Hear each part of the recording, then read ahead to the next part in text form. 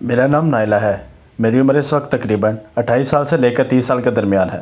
मेरी शादी को हुए 2 साल हो गए हैं। शौहर दुबई में होते हैं। घर पर देवर ही मेरे पास रहता है। मैं गांव में रहती हूँ। रात को अंधेरा ज़्यादा हो तो मुझे ज़्यादा डर लगता है, इसलिए देवर को अपने कमरे में साथ सुलाती हूँ। एक रात यूँ हुआ कि बाहर ठंडी हवा चल रही थी, बारिश हो रही थी, बिजली गरज रही थी, और जब बिजली गिरजे मुझे ज़्यादा डर लगता है। मैंने देवर को कहा मेरे साथ बेड पर सो जाओ, लेकिन वो सोने के बजाय कुछ और ही करने लग गया। जब उसका सख्त घेरा मुझे महसूस हुआ तो मुझे भी होशियारी आ गई। मेरा हमबस्तरी करने को दिल करने लग गया। देवर ने मुझे उल्टा लटा दिया, मेरी दोनों टांगें खोलकर। जब उसने अपना 9 इंच का डंडे पर थूक लगाकर ऊपर रखा तो मुझसे सब्र नहीं हो रहा था। मैं बेबस हो रही थी। देवर जल्दी से मेरे अंदर कर दे। देवर आहिस्ता आहिस्ता ऊपर मसर रहा था। थोड़ी सी ऊपर हुई तो आगे वाली टोपी अंदर चली गई। जब उसने एक झटका लगाया तो मेरी आवाज़ें सात आसमान तक गूंजने लगी, क्योंकि उसका ज़रा मोटा और लंबा मुझसे बर्दाश्त नहीं हो रहा था। अगर मेरे चैनल पर नए हैं तो चैनल को सब्सक्राइब ज़रूर कर दें। वीडियो को आखिर तक ज़रूर देखिएगा। मेरा नाम नाइला है। मेरी उम्र इस वक्त तकरीबन 28 साल से 30 साल के दरमियान है। आज मैं जब अपनी ज़िंदगी के गुजरे हुए दिन को याद करती हूँ तो मेरा दिल बेख्तियार बढ़ आता है। मेरी शादी परवेज़ के साथ हुई थी। वो नहायत शरीफ, मेहनती और ज़िम्मेदार इंसान था। हमारे घर में ना मेरी सास ना मेरा ससुर, दोनों का इंतकाल हो गया। घर में सिर्फ 3 अफराद रहते हैं, मेरे शौहर परवेज़ और उनका छोटा भाई वाहद। शादी के बाद मेरी ज़िंदगी में खुशियों की एक नई लहर आई थी। मैं नए घर, नए माहौल और नए रिश्तों के साथ खुद को आहिस्ता आहिस्ता हम आहंग कर रही थी। परवेज़ मेरी छोटी से छोटी ख्वाहिश का ख्याल रखते और हमेशा मुझे अपनी बड़ी बहन की तरह वाहद मानता था। अगरचा बहुत बड़ा नहीं था, लेकिन उसमें मोहब्बत, सकूत और अपनायत की कोई कमी नहीं थी। मुझे लगता था कि शायद अब मेरी ज़िंदगी में हमेशा इसी तरह खुशियों के साए में गुजरेगी, मगर किस्मत को कुछ और ही मंजूर था। शादी को अभी सिर्फ 2 माह ही हुए थे कि एक दिन परवेज़ शाम को घर आए तो उनके चेहरे पर अजीब सी उदासी थी। मैंने परेशानी से वजह पूछी तो उन्होंने धीरे से बताया कि दुबई वाली कंपनी ने फ़ौरन वापस बुलाया है। अगर वो वक्त पर ना गए तो उनकी नौकरी खतरे में पड़ सकती है। यह सुनते ही ऐसा महसूस हुआ जैसे किसी ने मेरी सारी खुशियाँ एक ही लम्हे में सारी छीन ली हो। अभी तो मुझे अपने शौहर के साथ ज़िंदगी गुजारने का शौक़ भी पूरा नहीं हुआ था। अभी तो हमारी नई नई शादी की खुशियों के घर की दीवारें में ही बसी हुई थी, मगर हालात के सामने हम दोनों बेबस थे। परवेज़ ने मुझे समझाया कि ये हम सब हमारा बेहतर मुस्तकबिल के लिए है। चंद साल की मेहनत के बाद वो वापस आ जाएंगे और फिर हमें किसी चीज़ की कमी नहीं रहेगी। मैं उनकी बात सुनकर मुस्कुरा तो देती थी, लेकिन फिर मेरा दिल अंदर जुदाई का खौफ मसलसल बढ़ता गया।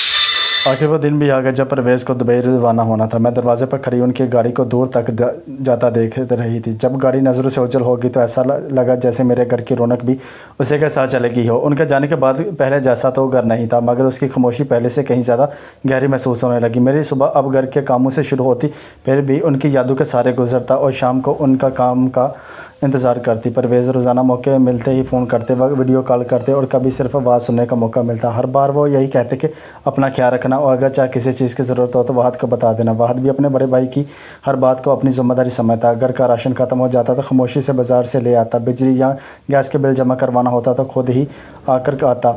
अगर मैं कोई चीज़ ख़राब हो जाती तो फ़ौरन ठीक करवाता। उसने कभी मुझे किसी काम के लिए परेशान नहीं होने दिया। वो हमेशा अदब से बात करता और हर वक्त मुझे सिर्फ भाभी भाभी कहकर पुकारता। उसका रवैया बहुत अच्छा था। मैंने इसे हमेशा एक छोटे भाई की तरह ही देखा। उसने भी कभी इसी रिश्ते के दूर से आगे बढ़ने की कोशिश नहीं की। मल्ले की औरतें अक्सर कहती कि इतनी कम उम्र में शौहर का परदेश चले जाना आसान नहीं होता, मगर फिर वो कहती कि शुक्र है वाहद बहुत समझदार और नेक लड़का है जो अपनी भाभी की इज़्ज़त करता और घर की तमाम जिम्मेदारियाँ निभा रहा।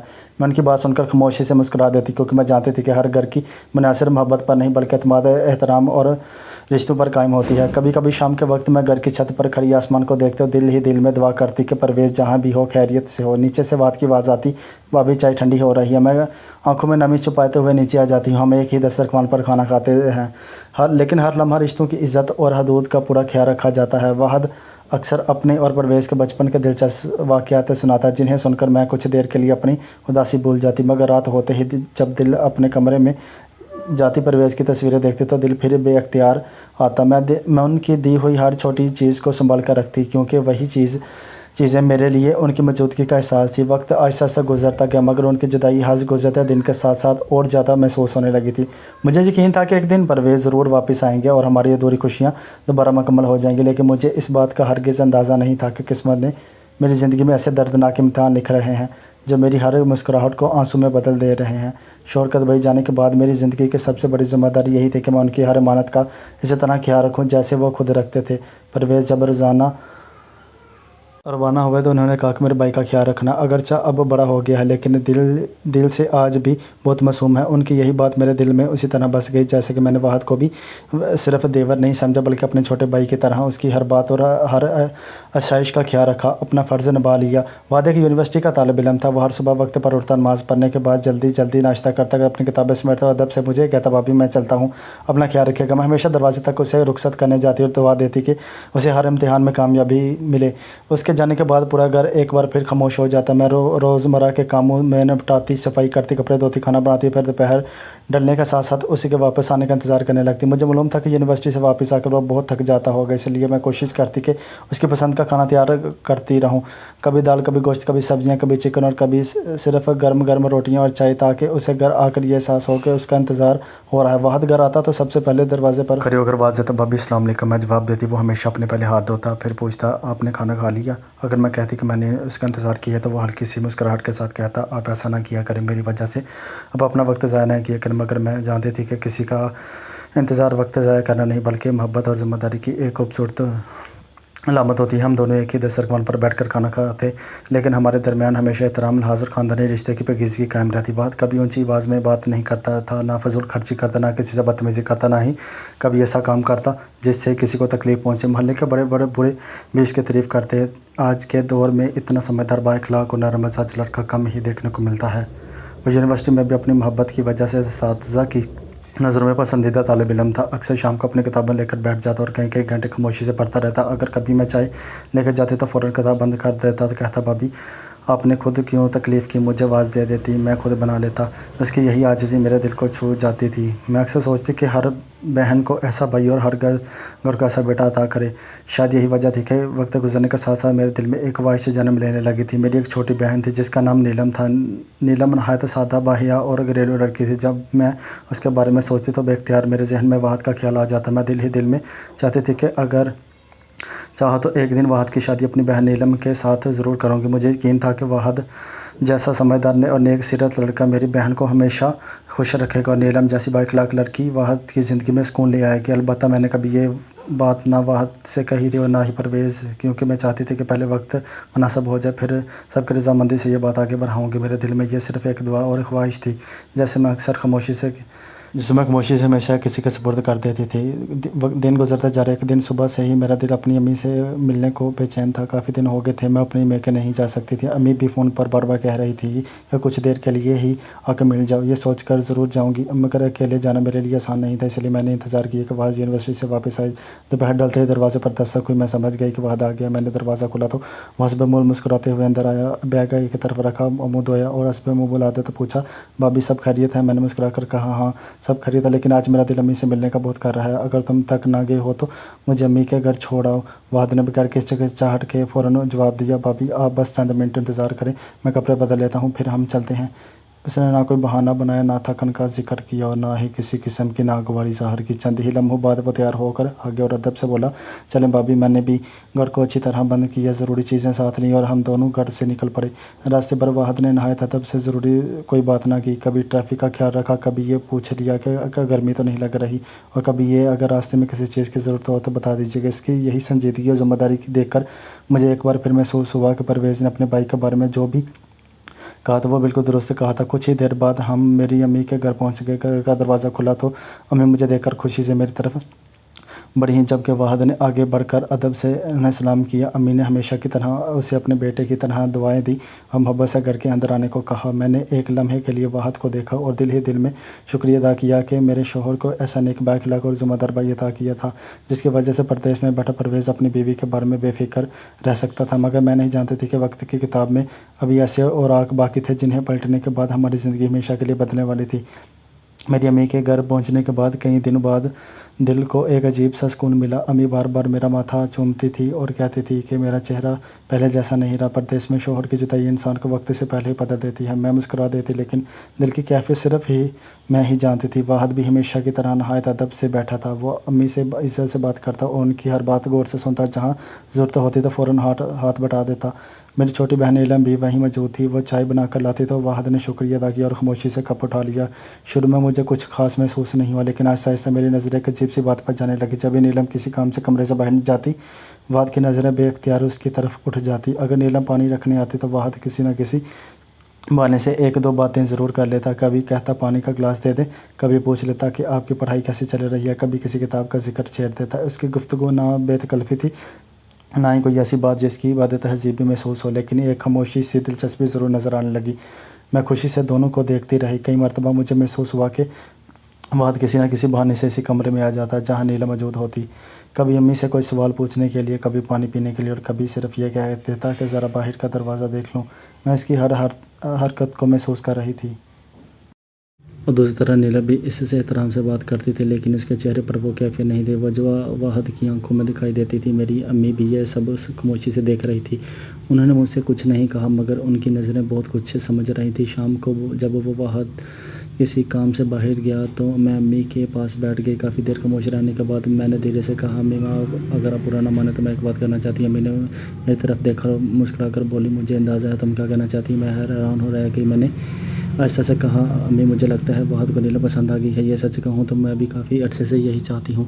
अगर कभी वक्त आए तो नीलम की शादी वाहद से हो। वो बहुत अच्छा, समझदार, बाअखलाक और ज़िम्मेदार लड़का है। मैंने आज तक इसे किसी दिलजारी करते हुए नहीं देखा। मुझे यकीन है कि वह नीलम को हमेशा कुछ रखेगा। मेरी तब बातें सुनकर अम्मी चंद लम्हे खामोश रही, फिर उन्होंने गहरी सांस लेते हुए कहा, रिश्ता तो बहुत अच्छा है। मुझे भी वाहद के किरदार पर कोई एतराज़ नहीं, लेकिन वो अभी बहुत छोटा है। पढ़ाई मुकम्मल कर ले, उन्हें अपने मुस्तकबिल पर भी तवज्जो देनी है। अलबत्ता अगर दोनों खानदान राज़ी हों और मुनासिब वक्त आए तो मुझे उस रिश्ते से इनकार नहीं होगा। अम्मी की ये बात सुनकर मेरे दिल को अजीब सा सुकून मिला। मुझे लगा जैसे मेरी एक बहुत बड़ी ख्वाहिश पूरी होने के करीब पहुंच गई है।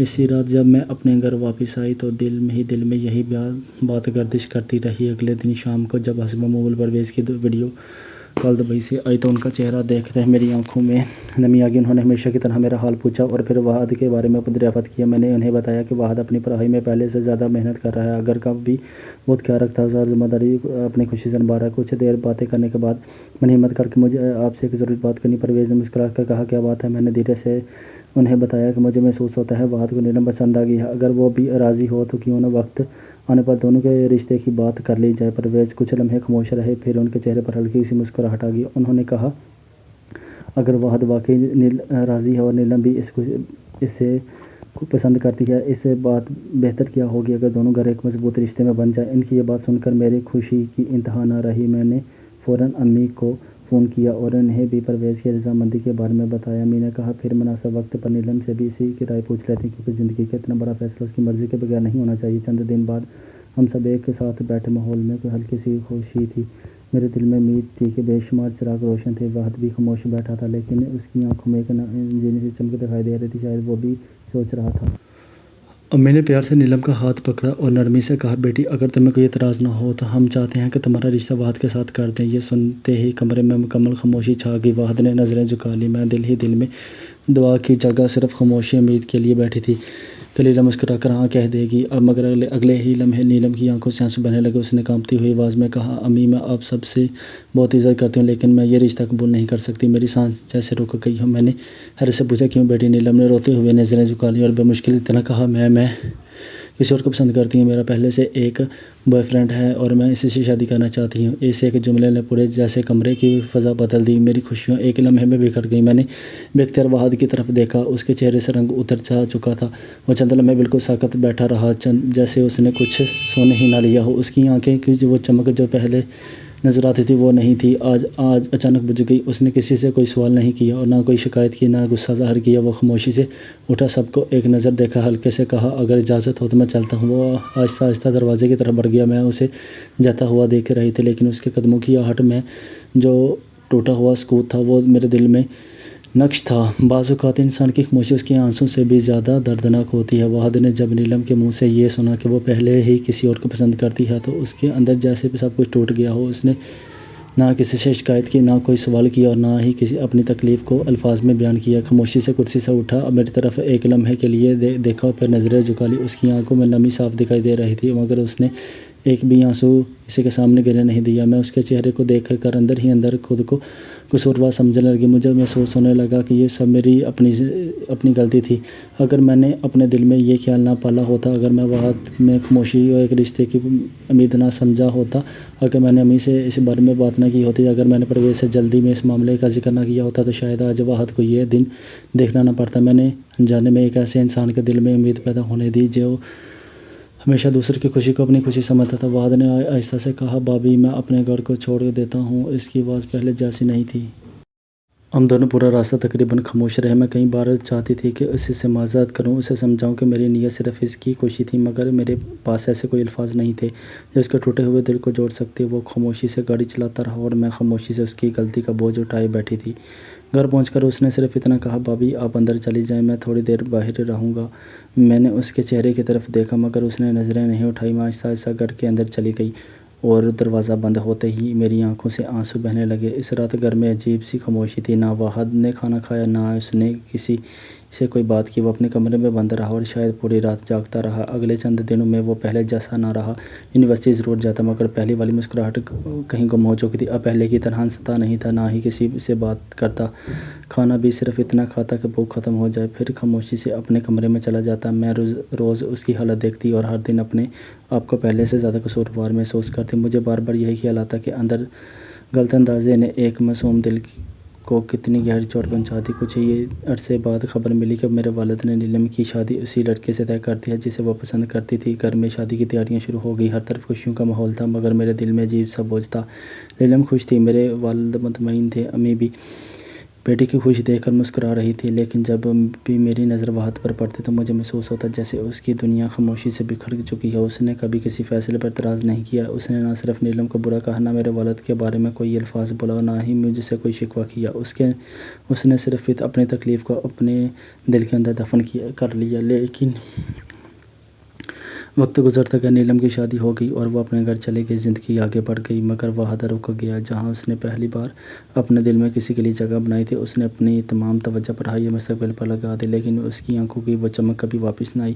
میں اکثر اسے کھڑکی کے پاس خاموش بیٹھا دیکھتی جب وہ کسی ایسی یاد کو بلانے کی کوشش کر رہا تھا جو بلائی نہیں جا سکتی تھی۔ میں نے کئی مرتبہ اس سے بات کرنے کی کوشش کی، مگر وہ بار بار مسکرا کر یہی کہتا، بھابھی فکر نہ کریں، میں ٹھیک ہوں۔ مگر میں جانتی تھی کہ بعض لوگ میں ٹھیک ہوں صرف دوسروں کو تسلی دینے کی کوشش کرتے، اپنی حقیقت کو بتانے کے لیے نہیں۔ اس واقعے نے مجھے ایک ایسی بات سکھا دی جس میں کبھی میں بھول نہیں سکتی۔ انسان کو کسی کے دل میں اس وقت تک امید نہیں جگانی چاہیے جب تک ہر بات پوری طرح واضح نہ ہو جائے، کیونکہ بعض امیدیں پوری نہ ہوں تو صرف ایک خواب نہیں ٹوٹتا، کسی کی پوری اندرونی دنیا خاموشی سے بکھر جاتی ہے۔ وحد نے کبھی اپنی محبت کا اظہار نہیں کیا، کبھی کسی سے کوئی مطالبہ نہیں کیا، لیکن اس کے باوجود اس کا دل ٹوٹا۔ بعض ٹوٹے ہوئے دل زندگی بھر خاموش رہتے ہیں، مگر ان کی خاموشی کا درد کبھی ختم نہیں ہوتا۔